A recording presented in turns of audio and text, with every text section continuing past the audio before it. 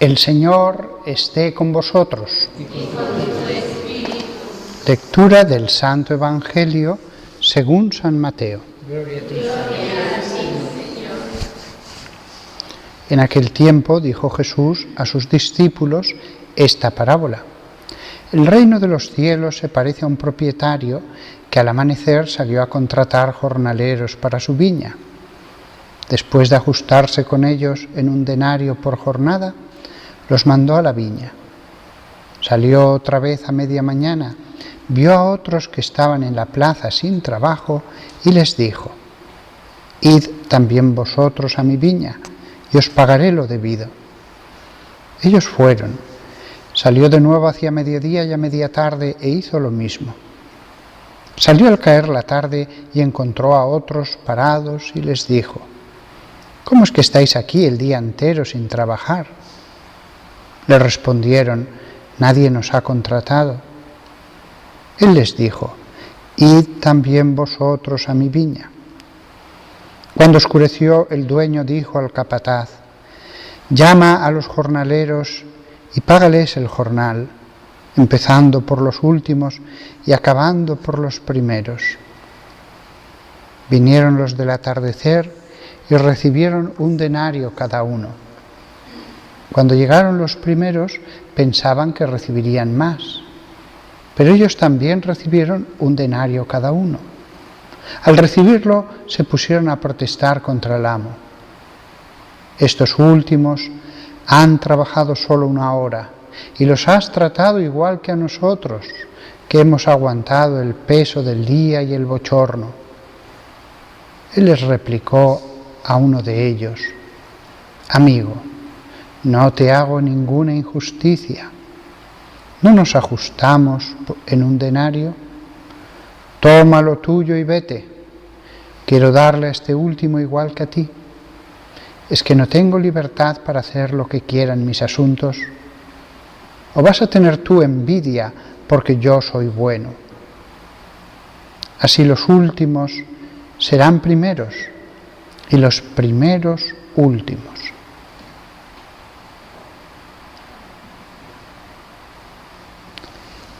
Palabra del Señor.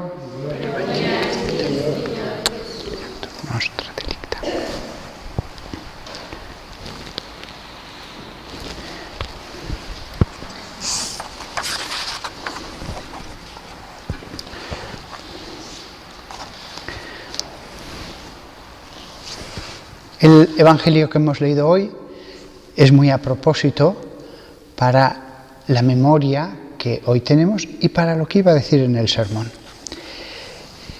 Porque hemos leído: el reino de los cielos se parece a un propietario que al amanecer salió a contratar jornaleros para su viña. Los jornaleros que trabajamos en la viña del Señor somos todos los cristianos. Pero es verdad que hoy lo voy a aplicar más al clero, porque hoy celebramos la memoria de San Pío X, Papa. Este hombre, además de ser Papa, fue santo. A la santidad del encargo que Dios le dio en la Iglesia se unió su santidad personal y dejó el perfume de su virtud.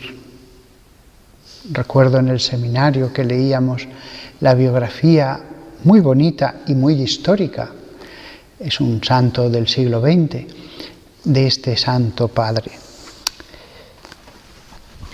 Pero, ¿qué es lo que quería hoy mencionar en el sermón? Y encaja perfectamente con la memoria del santo y con el Evangelio. Ayer acabé de leer un libro sobre el episcopado francés en el siglo XVI y XVII.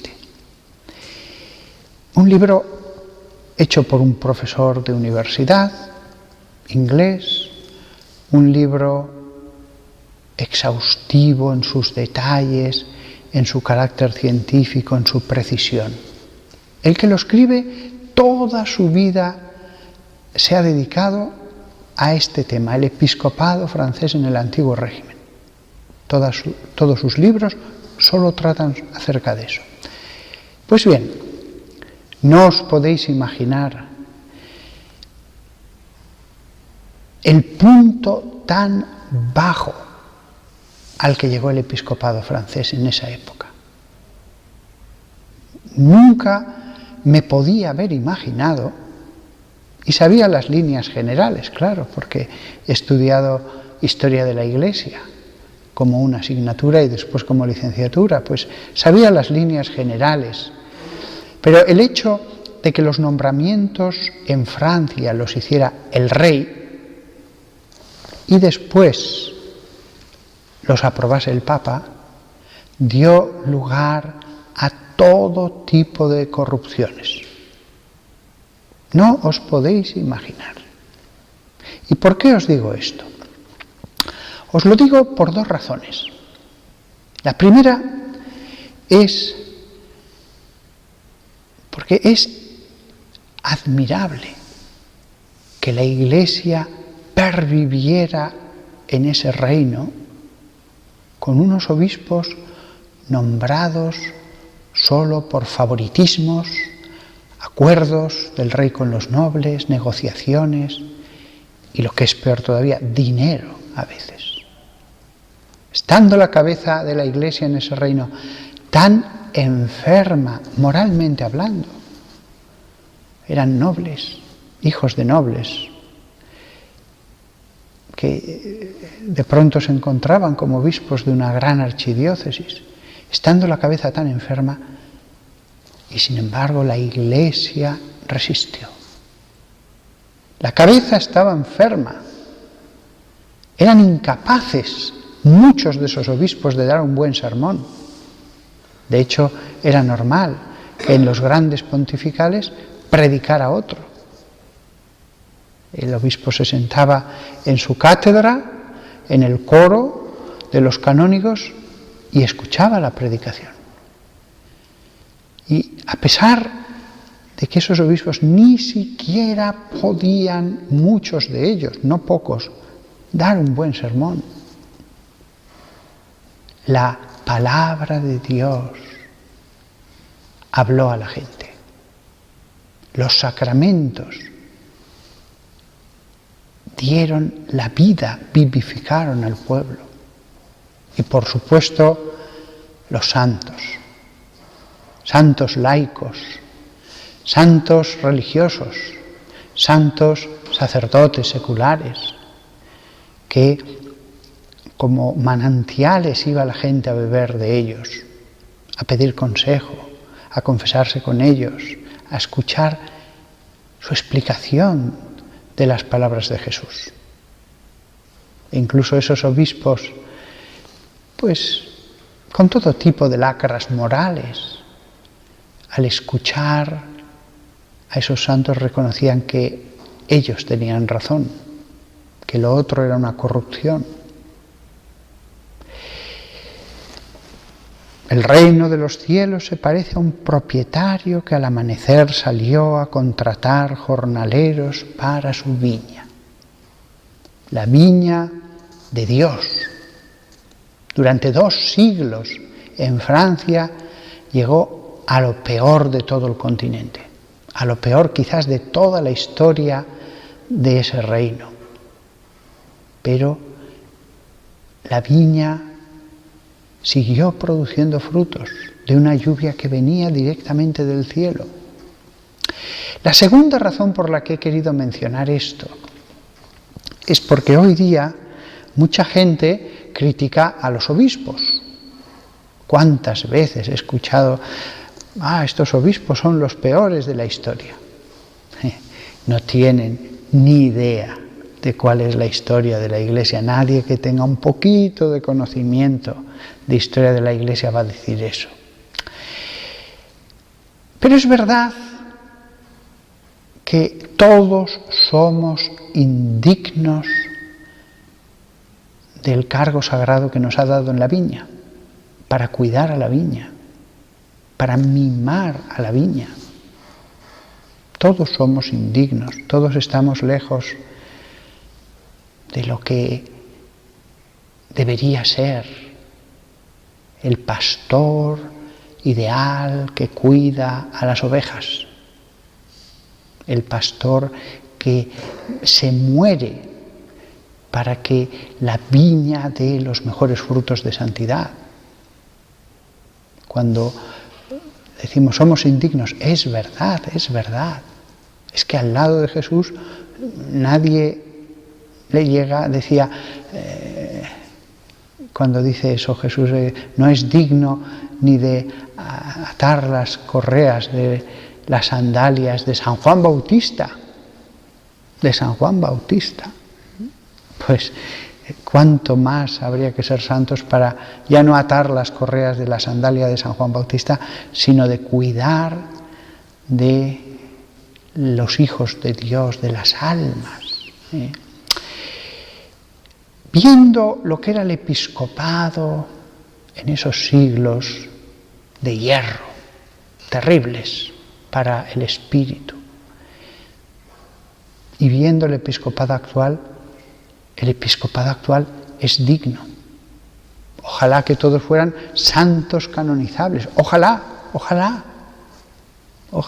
Debería ser así. Que un puesto santo solamente tuviera a hombres santos ejerciéndolo. Y si fueran santos, escoger los más santos de entre los santos. Pero, aunque el ideal es tan excelso, los obispos actuales son dignos.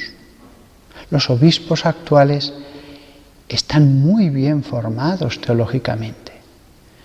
Acordaos lo que he dicho, muchos de los sermones que daban algunos obispos en esos siglos en Francia no los daban ellos. El obispo determinaba quién iba a predicar. Eso no tiene nada que ver con los obispos actuales. Casi todos son grandes doctores en teología. No doctores en teología, grandes doctores en teología, con conocimientos tan profundos en la ciencia de Dios. Y todos son hombres entregados a la Iglesia. Ni uno solo está allí porque ha buscado el dinero. Ni uno solo. ¡Qué cambio! En aquella época, pues, como en una carta del ministro Colbert, del cardenal Mazarino, le decía el ministro, hablando de dos candidatos, el primero tiene la ventaja del nacimiento. La ventaja del nacimiento. ¿Qué tendrá que ver ser hijo de un noble para regir santamente a los pastores que van a regir sus parroquias? Nada, no tiene nada que ver. Nada. Y decía eso. Eso ya no existe. Eso ya no existe para nada. Todos los que están allí son dignos. Y mejor o peor se los ha escogido en base a sus méritos. Mejor o peor. No digo yo que sean infalibles las decisiones, pero estamos hablando de decisiones entre gente digna. Se puede discutir si había otro que era más docto, más santo, más prudente, pero todos son hombres castos, que no buscan el dinero, doctos y prudentes. Pueden tener también algunos defectos. En fin, la lectura de este libro ha sido tan beneficiosa para mí, para amar más a los obispos, no a mi obispo, a todos, los de África, los de Asia, todos, y darnos cuenta de que hemos llegado a lo que tenemos ahora, no porque tenía que ser así, sino por mucho esfuerzo. Costó mucho esfuerzo purificar las partes de la Iglesia donde se había metido la corrupción del mundo. No se saneó por las buenas. Oración, trabajo, sacrificio. Y con trabajo de muchos santos en todos los niveles y generaciones se saneó el episcopado donde tenía que ser saneado. No en todas partes estaba mal, no en todas partes.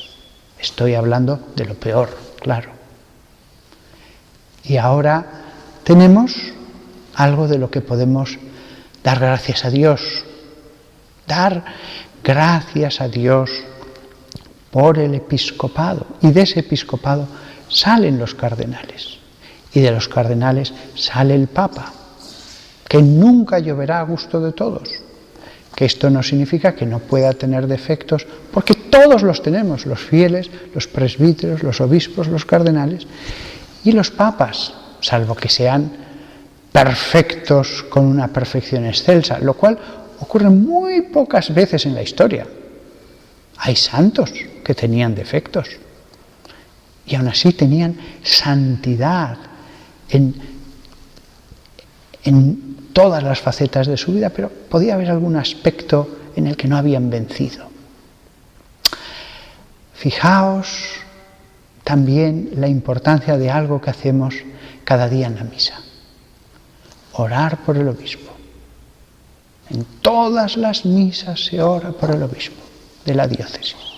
La importancia de que él reciba muchas gracias para su alma, para que entonces eso revierta en sus decisiones en bien de los pastores y de los fieles que dependen de esos pastores.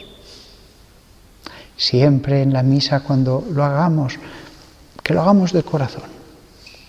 Y por supuesto se menciona al Papa, porque si importante es el obispo para su diócesis, lo mismo es el Papa para la Iglesia. El reino de los cielos se parece a un propietario que al amanecer salió a contratar jornaleros para su viña. Hemos visto lo que hicieron los malos jornaleros.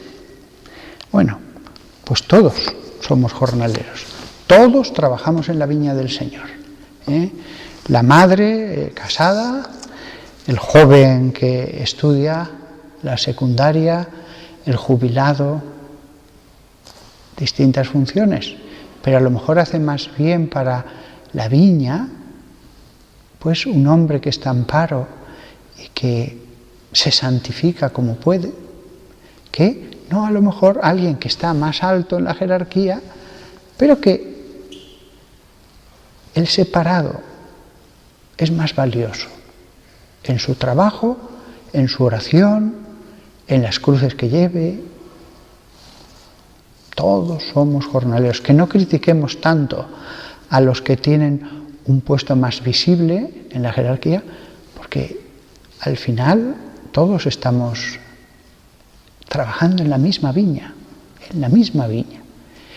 Que la Santísima Virgen María ruegue siempre para que no critiquemos a los obispos. Por lo menos a los obispos vivos, a los de la Edad Media o los del Renacimiento podéis, pero son cosas ya históricas, ya no les vais a hacer daño si contáis lo que hizo un Papa Borgia o un Cardenal Richelieu. Pero la caridad, incluso con las figuras históricas, hay que hablar con caridad, sin rabia, sin odio, con fidelidad a la verdad. Hasta de las figuras históricas hay que ser totalmente fieles a la verdad. Si no, ya no digo que faltemos a la caridad, pero sí a la verdad. Sí a la verdad. La Virgen María que nos ayude a no manchar no ya nuestra lengua, sino ni siquiera nuestros pensamientos.